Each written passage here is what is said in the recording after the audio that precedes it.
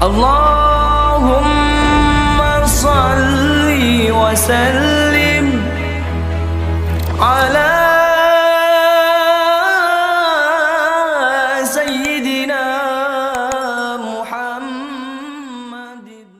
Assalamualaikum warahmatullahi wabarakatuh. Marilah kita hadiri pengajian Pak Kiai Haji Abdul Rauf Sirajuddin. Semoga barokah ilmu yang kita manfaat. Bersama-sama kita menuju jannah. Sama-sama kita menghadiri majelis taklim untuk menambah ketahuan kita kepada Allah Subhanahu wa taala. Amin ya rabbal alamin. Jangan lupa subscribe, like, komen surga 234. Assalamualaikum warahmatullahi wabarakatuh. Assalamualaikum warahmatullahi wabarakatuh. Permisa Surga 234, jangan lupa di subscribe dan komen, like dan komen, dan selalu saksikan dan hadirilah pengajian Kiai Haji Abdul Rauf Sirajuddin, pimpinan pesantren Ponpes Darul Ilmi Wassuruk GKA Kembang Asri Kebumas. Assalamualaikum warahmatullahi wabarakatuh. Monggo dulur-dulur, kita ngaji bareng sama Bapak Kiai Haji Abdul Rauf Sirajuddin. Dan jangan lupa like and subscribe di Surga 234. Wassalamualaikum warahmatullahi wabarakatuh.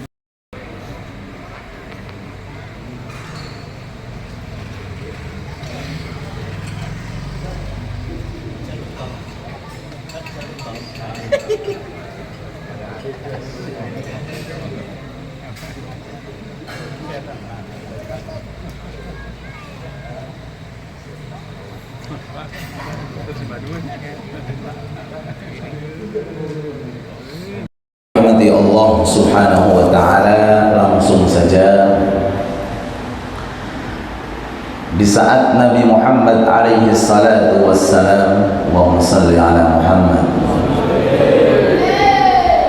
di Isra Mi'rajkan oleh Allah, dan sebentar lagi kita akan berada pada bulan Isra dan Mi'raj, menembus dari langit yang pertama, kedua, sampai langit yang ketujuh.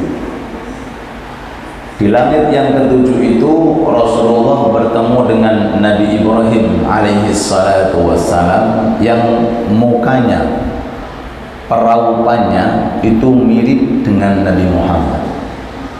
Jadi di antara nabi, sekian nabi, 124.000 nabi, yang paling mirip peraupan wajahnya dengan Nabi Muhammad inggih menika Nabi Ibrahim alaihi salatu wassalam.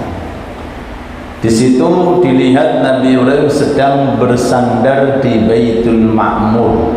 Bersandar niku sulenden. Di Baitul Ma'mur itu adalah Ka'bah untuk para malaikat-malaikat Allah. Letaknya persis seperti Ka'bah yang ada di kota suci. Itu nembus sampai ke atas. Nah, Ka'bah yang ada di bumi tempat tawafnya manusia, malaikat pun juga memiliki aktivitas tawaf seperti tawaf manusia, yaitu letaknya di Baitul Ma'mur. Di situ Nabi Muhammad alaihi salatu wassalam duduk dengan Nabi Ibrahim. Di antara pesan Nabi Ibrahim kepada Rasulullah, kata Nabi Ibrahim, "Ya Muhammad, inna fil jannati qi'an." Wahai Muhammad, di dalam surga itu ada tanah qi'an yang sangat luas, luar biasa, sangat luas. Innaha qi'an, Di dalamnya terdapat tanah yang sangat luas. Wa inna ghirasaha, dan cara untuk menanam tanaman di tanah yang luas tersebut adalah ucapan subhanallah walhamdulillah wa la ilaha illallah wallahu akbar. Berapa Pak? 4. Subhanallah walhamdulillah wa la ilaha illallah wallahu akbar. Ini cara agar seseorang itu bisa memenuhi tanaman dengan tanah yang luas. Sallallahu alaihi Muhammad. Jadi sekali orang membaca langsung tertanam tanaman di surga. 2 kali 2 tanaman, 10 kali 10 tanaman, 100 kali 100 tanaman, 1000 tanaman, 1.000.000 tanaman. Berarti lebarnya tergantung daripada banyaknya seseorang ketika di dunia menyibukkan lisannya. Ucapan 4 ini subhanallah walhamdulillah wa la ilaha illallah wallahu akbar disebut oleh Al-Quran dengan istilah wal baqiyatus shalihat. Artinya adalah ucapan-ucapan baik. Al baqiyatus shalihat adalah lantunan-lantunan atau ibadah untuk lisan yang paling baik. Sebelum kita melanjutkan, ucapan ini bisa menjadi pengganti bagi orang yang seandainya dia masuk ke dalam masjid dalam kondisi masjid ada pengajian. Tidak mungkin Pak, sholat tahiyatul masjid mau ada pengajian, gak elok, boten saya. Duduk sambil baca niki 4 kali. Nggih, pertama. Yang kedua, maaf mungkin ada orang membaca Al-Quran dalam kondisi mboten wudu. Lalu yang dibaca adalah surat yang ayatnya ada sajdah, fasjud fasjud. Napa? Surat Iqra niku lho. Fasjud waqtarib. Fasjud waqtarib. Itu kan kita dianjurkan untuk sujud. Nah, dalam kondisi orang itu enggak punya wudu, maka baca seperti orang itu sujud 4 kali subhanallah walhamdulillah wa la ilaha illallah wallahu akbar. Atau bahkan mungkin seseorang dalam kondisi wudu tapi bacanya Quran itu selepas subuh atau selepas asar, kan nggak boleh sujud karena di situ waktu tidak pantas untuk sholat atau untuk sujud, maka cukup menggantinya pakai al-baqiyatus sholihat. Jadi ketika orang masuk masjid seandainya dalam kondisi ada pengajian, maka cukup diganti dengan apa? Ucapan tersebut. Atau orang baca Al-Quran tidak dalam kondisi wudu, melewati dan melalui ayat sajdah, cukup dibaca sebagai berikut. Atau mungkin orang baca Al-Quran pas bacanya mantun subuh atau mantun asar yang tidak disunnahkan untuk sujud, cukup diganti dengan ucapan tersebut. Mudah-mudahan diberkahi oleh Allah. Nah, berarti kalau ada orang di dunia ya, setelah diterangkan oleh Al-Quran dan hadis ini yang begitu besar fadilahnya, lalu lisannya tidak digunakan sebaik mungkin, berarti khawatir nanti dia ketika toh dia masuk surga, dia akan merasa rugi karena tidak punya tanaman sebanyak tanaman orang yang telah mengucapkan kalimat tersebut. Mudah-mudahan Allah Ta'ala berikan taufik dan hidayah untuk lisan kita. Amin ya rabbal alamin. Niki ucapan 4. Niku sanjange Nabi Ibrahim, wahai Muhammad, aku kirim salam kepada umatmu. Sebelumnya, aku kirim salam kepada umatmu dan kasih tahu kepada umatmu bahwa di dalam surga ini ada tanah yang luas yang mana bisa ditanami dengan sekali mengucapkan 4 kalimat, yaitu ucapan subhanallah walhamdulillah walhamdulillah wa la ilaha illallah wallahu akbar. Kemudian menurut keterangan sebagian riwayat, ketika malaikat Jibril itu nuwun izin kalian Allah untuk menjelajahi lebar dan panjangnya surga. Dikasih izin sama Allah Ta'ala, malaikat Jibril terbang dengan sayapnya 300 tahun belum sampai pada ujungnya surga. Terbang lagi 300 tahun belum sampai, terbang lagi 300 tahun sampai 900 tahun di dalam surga. Dengan kekuatan malaikat Jibril ingin mengetahui di mana letak ujung daripada surga, tapi nggak ngatasi lah kekuatan malaikat Jibril. Dengan bayangin mawon kalau ada burung doro merpati miber sampai Gresik dari sekarang sampai pagi, tondi Pak, paling tak Tuban ya. Itu baru sehari. Walau seandainya seminggu, sebulan, setahun, nah ini Jibril dengan 600 sayap, nggak tutup-tutup. Lalu kemudian muncullah bidadari dari salah satu istana menghampiri malaikat Jibril sambil mengatakan, wahai Jibril, ada gerangan apa kamu datang di sini? Kata malaikat Jibril, aku telah diizini oleh Allah Ta'ala untuk menjelajahi surga. Setelah 900 tahun lamanya aku terbang, tapi ternyata belum sampai di mana finish suatu surga. Apa kata bidadari? Wahai Jibril, jarak yang kau tempuh tadi itu baru separuh yang akan diberikan untuk satu orang muslim. Benar Pak? Jadi jatah jenengan separuh netok nih, separuh.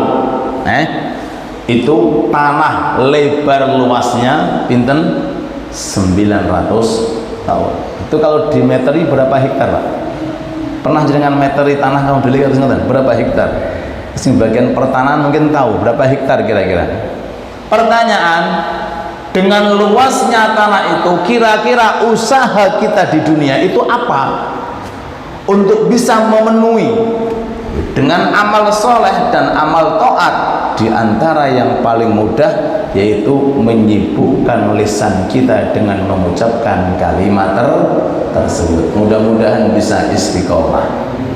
Cuma karena kadang-kadang ada seseorang itu dengan lemahnya iman dan dengan kurangnya perhatian, waktu di dunia tidak digunakan dengan sebaik mungkin, justru tambah lisannya digunakan untuk menghina, mencaci, menghibai orang, mengolok-olok orang.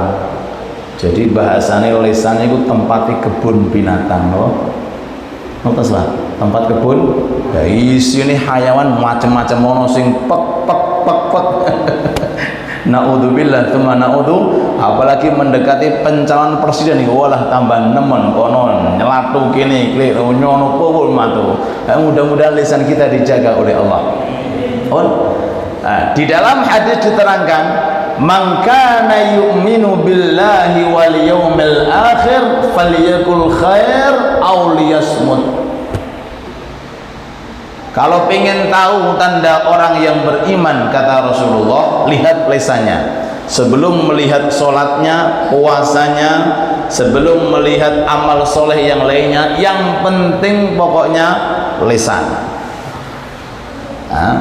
Faliyakul khairan, kalau lisannya yang keluar itu adalah hal-hal yang baik, berarti tanda itu orang beriman kepada Allah. Atau kalau enggak ada yang baik, auliyasmut, atau diam. Jadi pilihannya cuma dua, antara orang itu mengucapkan kata-kata yang baik, kalau enggak orang itu diam. Nah, berarti kalau dibalik, kalau ada orang seandainya punya lisan, kemudian lisannya digunakan untuk mengatakan kata-kata yang kurang baik, berarti kalau dibalik bukan tanda orang yang beriman. Allahumma shalli ala Muhammad. Tanda orang yang beriman satu di antara dua, lesannya diisi dengan kebaikan, kalau enggak diem menengeng. Nah, kebaikan untuk lisan beraneka ragam bentuk. Nih kalau tutuake Quran dibaca walaupun enggak pakai wudhu bisa. Apalagi pernah saya aturkan itu di antara wiridane Imam Ghazali niku 100 kali membaca surat Al-Fatihah. Pinten Pak? 100 kali membaca surat Enggak harus wudu, enggak harus di dalam masjid, enggak harus pegang Quran. Saat jenengan sedang sendirian mungkin bisa diutarakan niku 100 baca Al-Fatihah. Sekali dibaca itu Al-Fatihah, menurut sebagian riwayat seperti membaca Al-Quran 2/3. Berarti pinten Pak? 20 juzuk sekali dibaca. Berarti kalau 3 kali, 2 kali khataman Quran. Kalau 3 kali dibaca Fatihah, berapa? 2 kali khataman Al-Quran. Tinggal mengalihkan mohon 3 kali, Masya Allah. Berarti kalau 10 kali berarti berapa? Sudah berapa? 6 kali khataman Al-Quran. Loh, cuma mendengarkan nasihat gampang, ngelakoni napa? Ngelakoni ini loh, wis ngerti kadang-kadang, cuma kenapa kok lisan ini berat untuk membaca? Oh, ternyata diperlukan yang namanya hidayah dan taufik.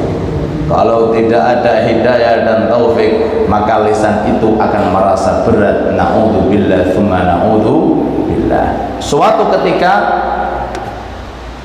Nabi Isa alaihi salatu wassalam itu berjalan dengan hawariyin. Monggo diunjuk yang sudah sampai, monggo. Sing belum sampai doa, mudah-mudahan sampai kopinya. Nabi Isa, bismillah.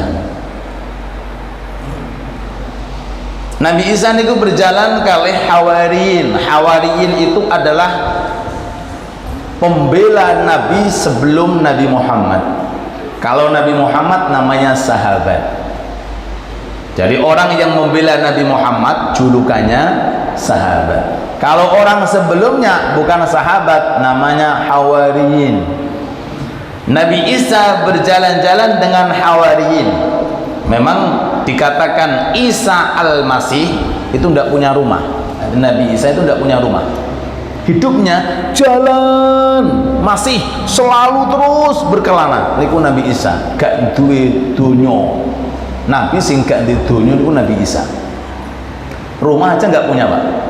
Masya Allah. Kalau kita rumah ada, mobil ada, sepeda motor ada, emas ada, no Pak, semuanya ada. Alhamdulillah. Nah, niku namanya sebutannya Isa al-Masih. Masaha selalu terus berjalan, gak pernah berhenti, berkelana terus Nabi Isa. Suatu ketika diikuti oleh para pengikutnya namanya Hawari. Di tengah perjalanan tercium bangkai anjing. Wis anjing bangkai sisan. Wambune koyo nopo Pak? Boleh. Spontan para hawariyin ini lalu mengatakan, oh baunya bau wadek, nah bahasa Jawa ini apa? Basin nemen, baunya nggak enak, busuk banget. Ucapan itu wajar. Setiap orang ketika melihat atau mencium sesuatu yang kurang sedap pasti akan mengatakan dengan ucapan semacam itu, dan itu hal yang biasa. Nabi Isa ketika mencium bau seperti itu, apa yang keluar dari kata-kata Nabi Isa?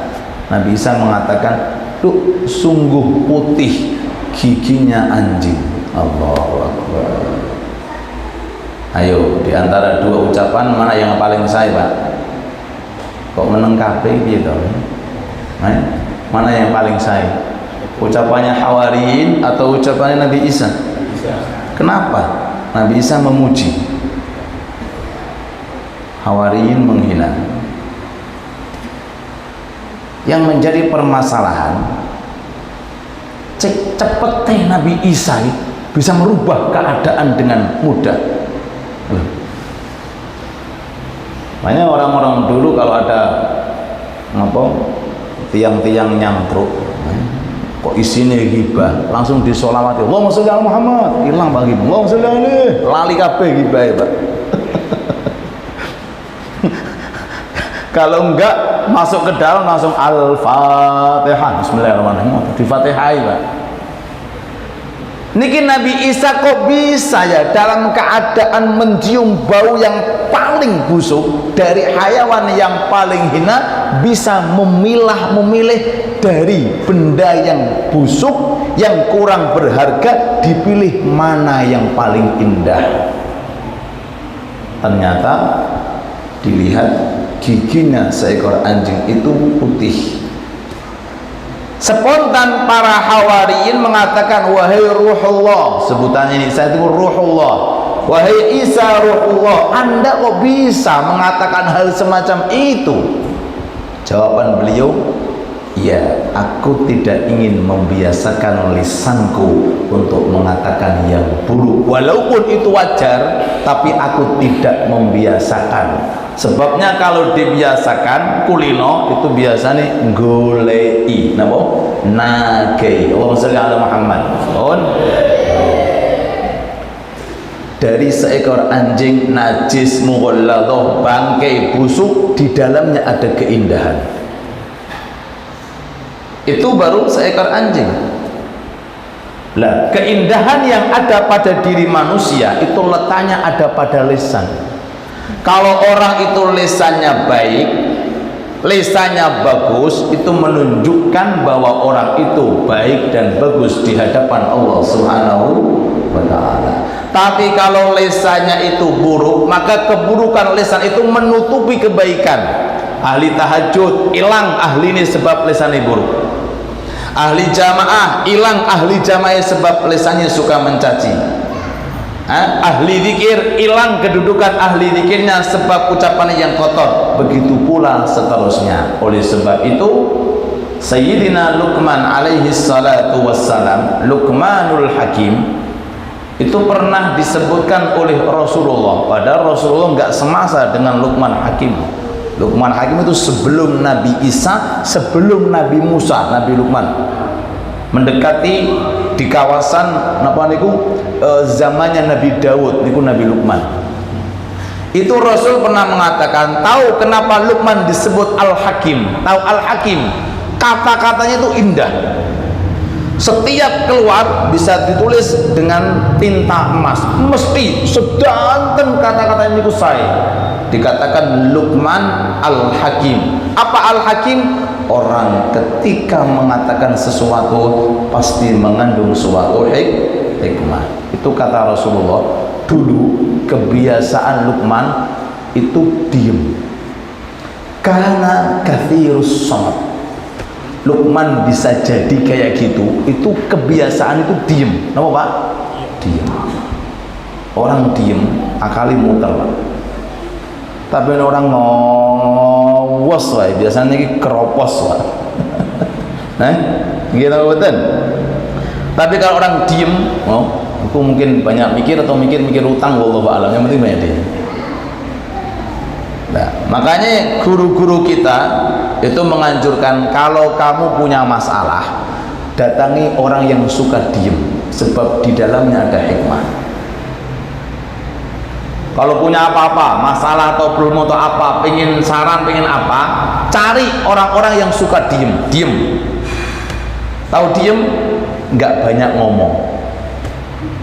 Itu kalau orang selalu diem, nanti akan diritipi sir rahasia Allah Subhanahu wa ta'ala. Sampai Luqman mengatakan kepada putranya, wahai putraku, di dunia ini ada amalan yang tidak pernah saya sesali. Apa itu Pak? Diem. Kenapa?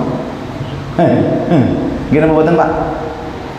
Loh, wong diem, sesali apa Pak? Orang harus sesali. Wong malaikat aja berhenti gak mau nyatet. Jenengan zikir dicatat, jenengan Quran dicatat, jenengan ngaji dicatat, jenengan nopo mau dicatat, tergantung niatnya. Tapi kalau orang diem, opo sing dicatat. Sanjangi guru kula Habib Salim, makanya orang diem seneng disenengi malaikat. Kenapa? Karena meringankan beban sing nyatet. Lho kok guyu jenengan. Tapi nek ana wong ngedos. Kaya sanyu ngomong, pagi ngomel, siang ngomel. Malaikate ngene, Pak. Iki wong ora mati-mati yo. Kapan matine ngoten? Lho nggih niku. Jenengan piyambak ngoten kok kali kula niku nek nganti bojo niku ngewel walah rasane ra betah ya. Apalagi malaikat kan ngono. Jadi Sayyidina Luqman Al-Hakim itu disifati oleh Allah Ta'ala, oleh Rasulullah, kana kathirus samat. Dia itu punya amalan beda dengan yang lainnya. Apa? Suka diam. Dan beliau Sayyidina Luqman mengatakan, wahai anakku, manadimtu ala samti qat. Ada amalan gak pernah saya sesali. Setiap saya amal pasti menguntungkan. Apa itu? Yaitu amalan diem. Tapi lihat situasi dan kondisi Pak, diemnya. Kalau untuk tanya jawab, buatan diem Pak, harus bertanya. Kalau mau Quran jangan diem, harus dibaca. Jadi lihat situasi dan kondisi. Lah, Sayyidina Luqman itu dulu hamba, abd, hamba. Diangkat oleh Allah Ta'ala menjadi seorang mulia karena punya kelebihan, diantaranya ini, kelebihannya suka diem. Lah, beliau pernah diperintah oleh majikannya, wahai Luqman, dalam majikan, tolong sembelihkan aku domba. Dari domba ini ambil organ yang paling baik menurut Allah. Pun disembelih dombanya, dikasihkan lesan dan hati. Wahai majikan, ini lesan dan hati, ini adalah yang paling bagus menurut Allah, yang paling sae. Kata majikannya, kalau begitu besok sembelih lagi, ya, carikan aku anggota yang paling dibenci oleh Allah, sing paling boten sae. Disembelih, disajikan lesan dan hati. Kedua-duanya sama. Yang pertama juga lesan dan hati, mulut dan hati. Yang kedua pun juga lesan dan hati. Lalu majikan mengatakan, Luqman, apakah kamu nggak tahu anggota di domba ini kecuali lesan dan hati? Mana kepalanya, mana tangannya, mana kok cuma dua tok? Luqman mengatakan, in huma toba kullu syai' wa in huma fasada kullu syai'. Wahai majikan, dua niki baik, semua baik. Nek dua niki buruk, semua buruk. Betul Pak nggih? Nah, kita kembali, tiang niku tergantung lesane. Nek lesane niku sae, tiang pasti senang. Malaikat pun juga tadi saya terangkan, senang. Allah Ta'ala pun juga senang. Itu kalau lesannya baik. Tapi kalau lesannya niku buruk, manusia pun jengkel Pak. Wegah, mau aku, lha kenapa? Mesti dicelaku, lho ngoten Pak. Ayo ke kancan, enggak mau. Kenapa? Kapok, napa Pak? Kapok, sebab napa? Lesannya niku jelek. Lho manusia saja menghindar, apalagi napa? Malaikat menghindar, apalagi Allah Subhanahu wa Ta'ala. Maka kita kembali, mari kita manfaatkan lesan ini sebaik mungkin untuk sarana untuk mendapatkan amal soleh di sisi Allah Subhanahu wa Ta'ala. Mudah-mudahan lesan kita dirahmati Allah, mudah-mudahan lesan kita dijaga oleh Allah, dan mudah-mudahan kita semuanya mendapatkan husnul khatimah melalui daripada lisan ini bisa mengucapkan kalimat thayyibah la ilaha illallah Muhammad Rasulullah. Pun sebelum pertanyaan saya buka, ada dua hal amalan yang mungkin bisa kita istiqamahkan sehingga bisa menjadikan lisan kita lebih baik. Mudah-mudahan diamalkan dan mudah-mudahan bisa diistiqamahkan. Amin ya rabbal alamin. Yang pertama, lisan kita dikasih isyarah oleh Allah Ta'ala 2 pintu. Yang pertama adalah gigi, yang kedua adalah mulut. Tapi saya jebol, apa? Bisa jebol. Apalagi 1 pintu, 2 pintu loh, apa? Gigi sebagai penutup, gitu. Kemudian mulut sebagai penutup gigi, tapi masih jebol. Nah, perlu perawatan, apa? Perlu apa? Perawatan. Oke. Pertama, cara untuk merawat agar lisan ini insya Allah bisa terkondisikan dengan baik. Pertama, kita harus menyadari bahwa kalimah thayyibah la ilaha illallah itu adalah kalimah terakhir yang dinanti-nanti bagi setiap insan manusia sebelum ketemu kepada Allah. Kalimat apa, Pak? La ilaha illallah. Artinya bagi orang yang berusaha pengen agar dipermudah lisannya untuk mengucapkan la ilaha illallah, dari sekarang dikulinake. Napa? Dikulinake, diajarkan la ilaha illallah, la ilaha illallah, la ilaha illallah. Sahabat Abu Bakar Siddiq 1 tahun full niku lisannya, maaf, beliau mboten ngemut permen, ngemut kerikil. Apa? Ngemut kerikil. Kenapa kok ngemut kerikil niki? Supaya dia merasa keberatan ketika mengucapkan kata-kata yang kurang bagus. Sampai dimut, Pak. Supaya apa? Supaya setiap mau berkata-kata pasti memikirkan terlebih dahulu, dan beliau punya wiridan itu lisannya selalu dipermudah untuk mengucapkan kalimat tauhid la ilaha illallah, la ilaha illallah, la ilaha. Sampai kalau mau masuk ke kamar kecil itu lisannya digeget. Lisannya digeget, kenapa? Supaya enggak mengucapkan kalimat thayyibah di dalam kamar kecil. Saking kulinane untuk mengatakan kalimat thayyibah la ilaha illallah. Mudah-mudahan bisa diamalkan. Amin ya rabbal alamin. Niku kalimat thayyibah la ilaha illallah, la ilaha illallah. Sampai guru-guru kita di kota Yaman itu kadang-kadang nampani telepon sambil mendengarkan Masya Allah la ilaha illallah Muhammad Rasulullah. Sambil mendengarkan itu masih lisan apa? La ilaha illallah, astagfirullah, Masya Allah, tabarakallah, alhamdulillah. Jadi isinya ini kenapa? Gak lepas dengan apa? Zikir. Disela-selai dengan mendengarkan telepon atau mengatakan kata-kata, gak lepas dengan lantunan-lantunan zikir yang dianjurkan oleh Allah Subhanahu wa ta'ala. Napa pertama, Pak?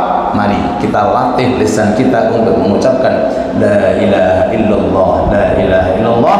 Dalam hadis, man kana akhiru kalamihi la ilaha illallah dakhalal jannah. Barang siapa orang yang akhir daripada finishnya bisa mengatakan la ilaha illallah, insyaallah bisa mendapatkan surganya Allah Subhanahu wa ta'ala. Niki pertama. Boleh. Yang kedua, seseorang hidup di dunia ini dianjurkan untuk sekuat tenaga mencari daripada pahala dengan amalan yang paling mudah dan ringan. Amalan yang paling mudah dan ringan itu adalah di antara amalan yang keluar daripada lisan. Kalau kita mengandalkan sholat, perlu wudhu, perlu menghadap kiblat, perlu rekaat, perlu tenaga. Kita mengandalkan puasa, tambah nemen Pak, gak mangan sedino. Mengandalkan sedekah, perlu dana, perlu kerja, perlu ini. Mengandalkan ngaji pun juga kita diperlukan untuk waktu. Tapi kalau lisan, nggak perlu tenaga, nggak perlu waktu. Setiap saat bisa kita gunakan untuk ibadah. Dan ibadah di antara lisan sing paling sae derajatnya satu, Al-Quran. Al-Quran ini nggak bisa ditandingi, nggak bisa ditandingi.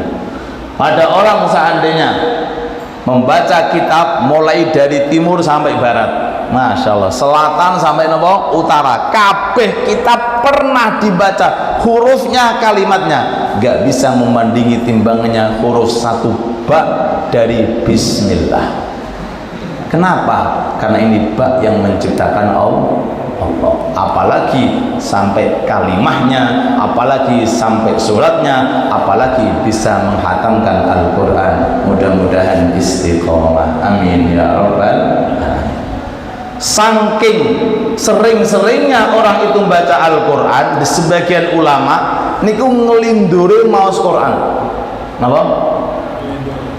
Ngelinduri maos Quran. Nek kula kalian jenengan ngelinduri napa, Pak?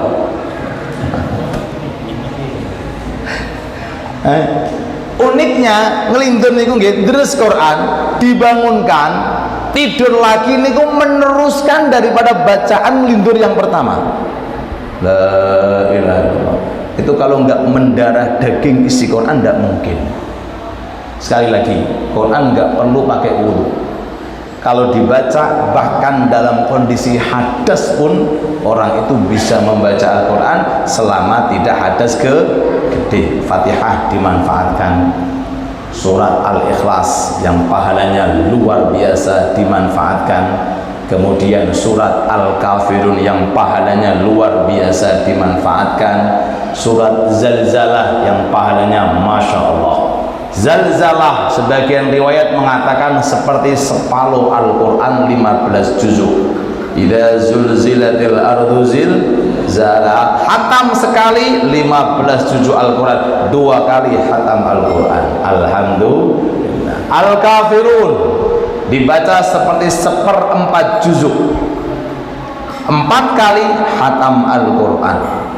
Al-Ikhlas masyhur keterangannya 1/3 daripada Al-Quran, dibaca 3 kali sudah hatam apalagi Fatihah 3 kali sudah 2 kali daripada hataman Al-Quran. Sekali lagi saya ingatkan, semua keterangan mudah didengarkan, bahkan dicari, bahkan bisa dilihat di dalam kitab atau dalam media-media Islami. Cuma mengamalkan ini yang perlu khususiyah dari Allah. Kalau tidak dikehendaki oleh Allah Ta'ala, di dalam lisannya itu akan dititipi huruf-huruf Allah Ta'ala, gak mungkin bisa, Pak. Mudah-mudahan kita dikasih kemudahan oleh Allah. Yang kedua, tadi saya sampaikan, yaitu ucapan kalimat tauhid la ilaha illallah, kemudian perbanyak juga istighfar, kemudian perbanyak juga kalimat thayyibah subhanallah walhamdulillah, kemudian juga perbanyak membaca sholawat. Ini semuanya insya Allah kalau diistiqomahkan, disering-seringkan, dengan sendirinya akan mendapatkan barokah untuk lisan kita, sehingga terhindarkan dari omongan, ucapan-ucapan yang tidak diridhoi oleh Allah Subhanahu wa Ta'ala. Mudah-mudahan lisan kita diridhoi oleh Allah, mudah-mudahan lisan kita dipermudah untuk membaca Al-Quran, dan mudah-mudahan lisan kita dirahmati oleh Allah, dan mudah-mudahan di akhir kehidupan bisa mengucapkan kalimat thayyibah la ilaha illallah, sehingga mendapatkan husnul khatimah. Rabbana atina fid dunya hasanah wa fil akhirati hasanah wa qina adzabannar. Allahumma inna nas'aluka al-afiyah, nas'aluka al-istiqamah, nas'aluka husnul khatimah. Sallallahu ala habibina wa syafi'ina Muhammad wa ala alihi wa sahbihi wa sallam. Walhamdulillahi rabbil alamin. Amin. Al-Fatihah. Monggo kalau ada pertanyaan, ibu-ibu monggo. Khusus nopo umum monggo.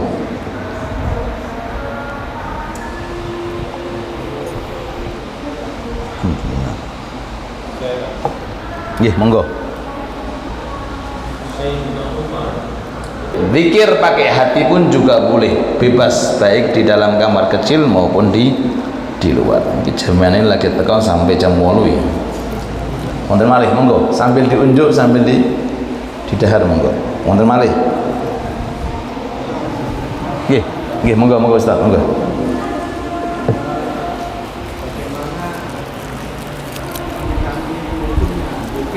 tariqah Qadiriyah, tariqahnya Syekh Abdul Qadir, ada tariqah Naqsyabandiyah, ada tariqah namanya tariqah Syadziliyah. Itu biasanya mereka itu melantunkan zikir, ada yang ngimami, bahasanya guru mursyid. Ya, seperti sebagian jamaah-jamaah di Indonesia ini, seperti di Gresik yang masyhur Jamaah Al-Khidmat, itu guru tariqahnya almarhum wal maghfurlah sinten Yai Asrori, dan guru tariqah yang lainnya. Nah, itu biasanya di akhir majlis biasanya pakai namanya talqin. Biasanya menggunakan kata-kata la ilaha illallah, kemudian semua jamaah mengucapkan la ilaha illallah. Ya, itu bagaimana? Bagus. Bahkan sebisa mungkin kita ini harus punya guru. Harus punya apa? Guru. Di bidang ilmu yang zahir ada gurunya, di bidang zikir juga ada gurunya, di bidang amalan ini ada gurunya. Maksudnya sanad. Nah, guru itu ada 4. Ada guru yang namanya itu guru, bahasanya itu Syekhul Fatah, guru yang bisa membukakan untuk kita ilmu-ilmu yang aneh. Yang kedua namanya guru suluk, guru yang bisa mengarahkan kita tentang amalan-amalan ini, taat-taat ini. Yang ketiga guru namanya guru taklim, ya, yang kita dengarkan tausiahnya, nasihatnya. Lah yang komplit namanya Syekhul Mutlak. Ini yang mengumpulkan tiga-tiga, cuma keberadaannya itu sulit seperti emas yang berwarna merah. Ya, sebab diantara cirinya itu gak gelem donyo, napa? Gak gelem napa? Gak gelem donyo. Ala kulli hal, yang ingin kita sampaikan tadi, dari zikir yang menggunakan talqin itu memang salah satu anjuran. Apalagi terkait tentang ucapan la ilaha illallah, mungkin belum saya sampaikan di sini. Ada riwayat sering-sering kita dengarkan, barang siapa yang membaca la ilaha illallah dengan memanjangkan la ilaha illallah sampai nafas terakhir, maka 4.000 dosa besar dihapus oleh Allah. 4.000 dosa besar, bukan dosa kecil loh, 4.000 dosa besar. Biasanya 3 kali. Dan guru kami yang saya ambil, Habib Umar, itu kalau ada majlis-majlis besar itu sebelum ditutup Fatihahnya mesti dipatusi mana habaib atau syekh yang tua, disuruh untuk mentalkin supaya mendapatkan sir dan barokah. Beliau yang ngambil dari guru-gurunya, yang ngambil dari guru-gurunya sampai kepada Nabi Muhammad sallallahu alaihi wasallam. Sekali lagi, penting bagi kita semuanya untuk mengambil suatu ilmu dan amalan melalui sanad dari orang-orang yang jelas, gurunya jelas, sampai kepada Nabi Muhammad sallallahu alaihi wasallam. Sampai dalam pribadi ini pakai akik pun juga bersanad. Jadi nggak ngawur kula. Kula nyuwun guru kula tolong di AKI, napa? Di AKI. Terus napa? Nggih, kados model nganten di AKI. Siwak nggih ngoten. Tolong. Jadi supaya punya sanad, serban nggih ngoten. Nyuwun diserbani, napa? Imamah nggih ngoten, nyuwun diimamai. Bahkan disuapin pun. Dan niku nyuwun tolong suapin. Oh, subhanallah, mangane tok niku pakai sanad, Pak. Napa? Mangane pakai sanad. Niku pentingnya, khususnya di zaman saat ini. Kadang-kadang orang kurang perhatian dengan majelis taklim. Alasannya wis ana Google, napa? Sudah ada Google. Nah ditanya, gurumu sapa? Syekh Google. Gak gaya blas. Ya, Allah taala alam. Mungkin sekian yang bisa saya sampaikan. Mudah-mudahan musholla kita at-taubah diberkahi oleh Allah. Mudah-mudahan menjadi sarana turunnya rahmat untuk kita semuanya. dan mudah-mudahan menjadi asbab terampuninya kita semuanya, dan mudah-mudahan melalui rutinan demi rutinan insyaallah dikenal musola kita oleh para malaikat-malaikat Allah dan dikenal oleh alamul a'la dari kalangan hamba-hamba Allah Ta'ala yang saleh dan salihah, dan mudah-mudahan apa yang menjadi hajat seluruh jajaran takmir dan para donatur musola at-taubah dan kita semuanya insyaallah dikabulkan oleh Allah. Rabbana atina fid dunya hasanah wa fil akhirati hasanah wa qina adzabannar. Allahumma inna nas'aluka al-'afwa wal 'afiyah wal mu'afata ad-da'ima fid din wad dunya wal akhirah. Nas'aluka ya rabbana husnal khatimah, nas'aluka ya rabbana husnal khatimah, nas'aluka ya rabbana husnal khatimah. Wa sallallahu ala habibina wa syafi'ina Muhammad wa alihi wa sahbihi wa sallam walhamdulillahi rabbil alamin. Bismillahil Fatihah.